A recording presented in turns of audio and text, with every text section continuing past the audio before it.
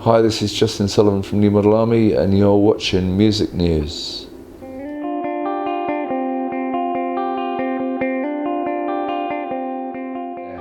Justin Sullivan, great to see you again. Hi. It's sounding very good down there. Are you looking forward to the show tonight? Yeah.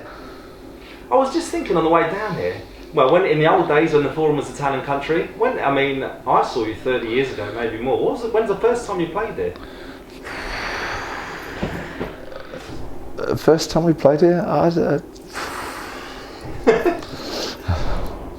No idea, a long time ago. I often repeat this. I read somewhere in a women's magazine, so it must be true, that the key to a happy life is good health and a bad memory. Well, I subscribe to this. I'm halfway there then. New Model Army have been enjoying a real media resurgence the last few years. How did you feel that last album Winter was received? Winter went very well. Like Dog and Wolf went very well. Everything seems to be going very well for us. Yeah. I think we got very serious about making records again, and really thinking about the sound and the content and the production and what they were. And I think that Dog and Wolf was very much, it was something in itself. It wasn't just a collection of songs, it was something. And then with Winter it was the same, completely different. It was the opposite in a sense, but it is something in itself. I mean, Winter was a kind of reaction to Dog and Wolf, because in the sense that Dog and Wolf was this sort of beautifully constructed thing with lots and lots and lots of layers.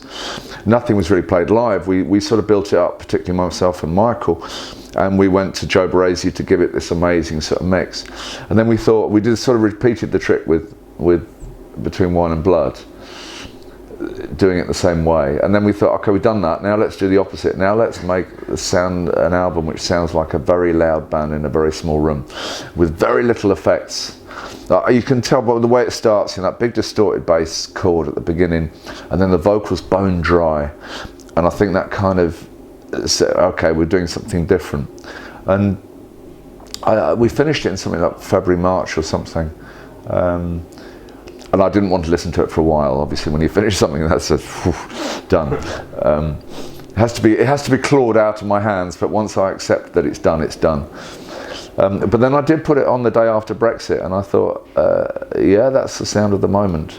And I think that in a way, it's a bleak album in some ways, and quite a furious album in some ways. But I think it's of its time. I think it's an album about now. Yeah, absolutely. And how's the tour going? Tour's gone very well, and I think that's partly why. I think that, everywhere we've gone, we've been playing to more people over the last few years than we had been, which is good. But more to the point is that there's a kind of context.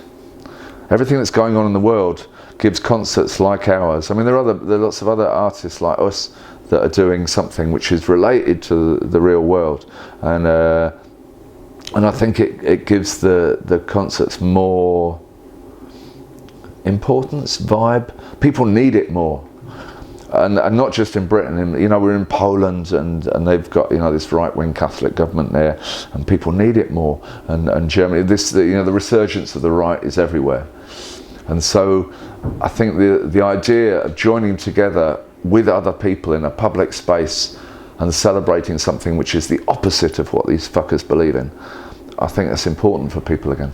Absolutely, it is. And yeah, I want to see more people there. And you recently collaborated with Matt Hoon, I'm not quite sure how to pronounce his surname. Matt Hoon, sorry, who produced Winter, the graphic novel, puts into comic book form the story thread that runs through a few key songs off the album. And obviously that's very much of its time as well. Were you very pleased with the results? Yeah, we had this idea to do a graphic novel. We've had it for a while, and then we did it a bit late in the day, but sometime around June I thought, let's do it. And I started looking around at graphic novelists, and every road led back to this guy. Because a lot of graphic novel work has got two or three things which I don't really love. One is the drawings are like very painfully, slowly done, They haven't got a lot of energy, they're complex, but that there's too much, almost too much detail. Yeah. 2, violence or dark themes are kind of lovingly drawn with a sort of emphasis on the horror in a kind of graphic way, and we were not into that. And the third thing is, like a lot of graphic novelists, it's a bit of a man world, and when they draw women, they're always slightly over-sexualised. Do you know what I mean? That whole thing. Yeah. I didn't want to go that way. And every road led back to this guy called Matt Kuhn, and particularly a piece of work he'd done called The Boat, which is a refugee story. So I wrote to him, I said, you want to do this? And he said he was interested, but he didn't have time. He was a very busy man. And then I said, you know, do you want to do more refugee stories, having done The Boat? And he said, yeah. He said it was it turned out that it's a subject dear to his heart because his parents are Vietnamese, and they're boat people. They made it from Vietnam to Australia, and so he's the child of refugees. He's actually an Australian citizen, although he lives in New York. Yeah. And he's very interested in the whole idea of refugees, and you know, because this is part of his family history. So he took 3 songs, and I gave him 3 songs. I didn't think he was going to. I said, do what you want, Die Trying, Devil, and Winter, because they're quite narrative, and I thought that a narrative storyteller artist could do something good with it, and I love the result. He joined it together into this story, and his work is a little bit like Jules, who we've done all our, you know, the t-shirts and backdrops and album covers, and she's got this way of doing stuff which is fast. She thinks about her work for a long time, but then the execution is fast, which means that it's got this energy, and Matt's work is the same, which is a bit like our work as well. It's got a kind of energy built into it. Yeah. Absolutely. I mean, there are comparisons. When you said he deals with dark subjects, violence and tragedy with a certain beauty and human empathy, and that's pretty much something Nima Lamy. Yeah. Which has always been pretty hard. And he didn't really know Nima Lamy. I mean, I wrote to him out of the blue pretty much, and then we started writing to each other, and he got right into the whole album actually. Yeah. I mean, is there going to be any sort of future collaborations? Don't know. It's possible. It's possible. I mean, are you thinking of other creative ideas, artistic collaborations? Always interested in artistic collaborations. Again, obviously, we've had an artistic collaboration with Jules from the beginning. But beyond that, you know, we have some guest musicians from time to time. We have one with us tonight, Sharon. I'm always up for and crossing the art forms. You know, music meets graphic novel meets art meets. Yeah, always interested in that. No, it's working well. I mean, is it too early to discuss future album plans? Is there any sort of template in your head? Funnily enough, we have actually started to think about the next records. And what now to do, because we've done 2 albums that are, you know, the Dog and Wolf and the Winter are very much something. Now what do we do? We have thought about it, but I wouldn't say yet. Too early. I mean, I was at a Christmas party the other day, funnily enough, and I randomly started chatting to Jonathan Green, who produced Between Dog and Wolf, the Nima Lamy story, which made my night. Were you happy with the results of that? The movie? Yeah. The movie was a strange project. Matt came to us, this is Matt Reed, a different Matt, and he said he wanted to make a movie about the band because we were his favourite band when he was growing up, and he was particularly, I think Thunder and Consolation was his sort of favourite album of his youth, and so he said, we didn't really believe him. He said, I make documentaries. We said, well, you can film, you know, we'll do some interviews, and you can trail around after us for a few places if you want, but we didn't really believe in it, that it was real. And secondly, we said, look, we want nothing to do with it. You know, we'll help you do it, but we don't want to. And at one point, he came to us and said, you know, do you want to put in financially to help me make the movie? We went, no, we don't. You said you wanted to make the project, you do the project. We're not interested in putting it in financially, because then we start to have some control, and then it starts to turn into a vanity project. So you do it, and do what you want. So we did it, and he did what he wanted. And then there was a couple of things about the movie. I mean, obviously the movie, he tried to make a movie that would interest people that knew nothing about the band. So in this sense, I think he succeeded. But you can't put a 35-year story into an hour and a half. So he missed 20 years. that's a bit of a shame. There's some key people in New Model Army story, Tommy, Dave Blomberg, got a lot of people that are missing from the film altogether. And a lot of, many years and albums that are missing from the film altogether. And is it all true? Well, it's a version of the truth. It's just like what's the truth, but it's a version. Did you only see it when it was completed? Then you never had. No, I just saw it when it was completed. Because we didn't want to be too involved in it. And there are two things that I really do think are very good in the film. One is that I think that he did get this kind of bloody mindedness that runs through everything that we've done. Slightly, we're New Model Army, we do it our way. Well, you'd be better off doing it this way. Fuck you, we do it our way. It's just like, for better and worse, that we're a bit like that as people and as a band. We never wanted to join any club that would have us as a member, do you know what I mean? Yeah. We sort of slightly want to be outside of everything. Well, you're still here, I guess. And the other thing that I thought he did very well was he used the music very well. And that's the most important thing anyway. And we gave him all the Between Dog and Wolf instrumentals with no vocals, and that's actually very good film music anyway, and he used that very cleverly. I think the music editing in the film is very good. Great. And do you have any burning ambitions still left to achieve personally? Yeah. Can you start sorting out? Make a better album, make a better concert. Ambitions were never. We're as vain as the next band. We love to be loved. You think about success, but we've had plenty of success. We've had plenty of failures. We're still here doing it. It was never the main thing, but we are creatively ambitious. We always want to sort of push the boundaries of what we can do, and everything is a kind of compromise in the sense of we're a band, so it's people working together. That has its restrictions because you're always kind of compromising, but it also has its real rewards because you're always discovering things in other people. And I think one of the strengths of New Model Army is that we've had this slow organic change of turnover of members over 36 years. So every 5 or 10 years somebody new comes. And when one new person comes, all the dynamics in the group change. So it's almost like being in a new group. When Marshall came in 2006, that was 2005, it was a good kick. And then when Kerry arrived 2011 or 12, that was a whole new set of things opened up. It's like being in a different band. Yeah, fantastic. I know you like to look forwards and never back, but from a catalogue of 250 probably more songs, which ones are you most proud of? Well, that's my personal favourite New Model Army songs. I've often said Modern Times from a long time ago. I've also often said Dawn, which is on High, and I think I'll include Beginning, which is on Winter.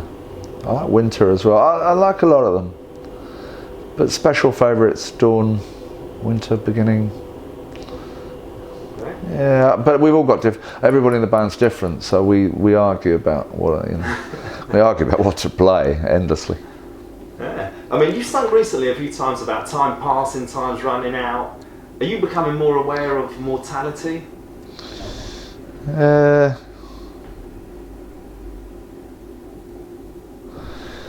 Yeah. I was never very scared of dying. And I did have the whole near-death thing sort of 20 years ago or 25 years ago. And after that I was even less scared of dying. But it's sort of annoying to die. You sort of, I need more time. That's what this is what everybody says. Everybody when they're faced with it, even if they're faced with it when they're young, and they're ill and they realise that they're running out of time, or even when you're very old and had a very long life, you still want more time. Every creature on earth is the same. Very true. A big question, I know, but what do you think of the current state of the world affairs?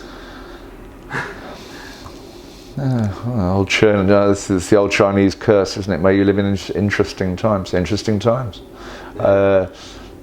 Very predictable, actually. That 2008 was a kind of it's a bit of a watershed, I think, when it was revealed to everybody, certainly in the Western world, how the finances and the politics of the Western world is organised and who it's benefiting.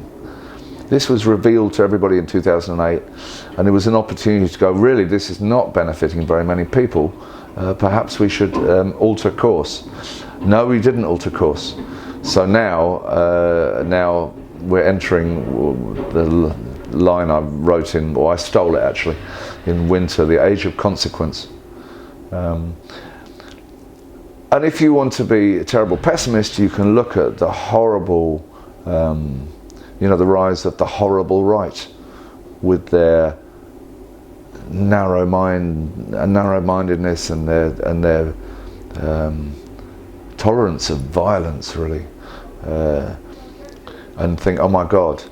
But if you're going to be positive, you can say, well, at least things are moving again. This idea that or the end of history, the idea of the end of history after the Cold War fell, liberal globalized capitalist democracy is the ultimate system, and this is fixed forever. And you're going, come on, look at human history, nothing's fixed forever. And we're in a time of movement, and okay, there's some horrible things let out of the bottle, and I'm very frightened for the future, but things are moving. Yeah. I mean, Ashley Cartwright, who wrote the original version of 51st State, died in September. A classic song. What do you think lies ahead for America? I've been watching a series at the moment. It's quite an old series. It's a documentary series called The West. I think it was probably made in the 90s or the early 2000s. But it's basically a history of the American West. And it makes me realise that when you judge America from Europe, you're missing the point. You think, how can this rise of Donald Trump, how can it be? But actually, if you look at American history, it's been terribly violent and terribly bloody, and all these various different factions warring within this huge country. Then you go, well, I'm not surprised. It's a culture steeped in violence. Yeah, true. And away from music, what do you like doing?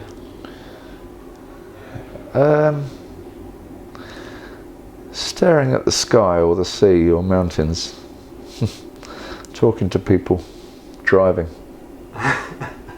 Great stuff. Everyone has a lucky break along the way in your career, in their careers. What would you say? Oh, we did have a lucky break. I think the biggest lucky break we had was the Tube. The Tube had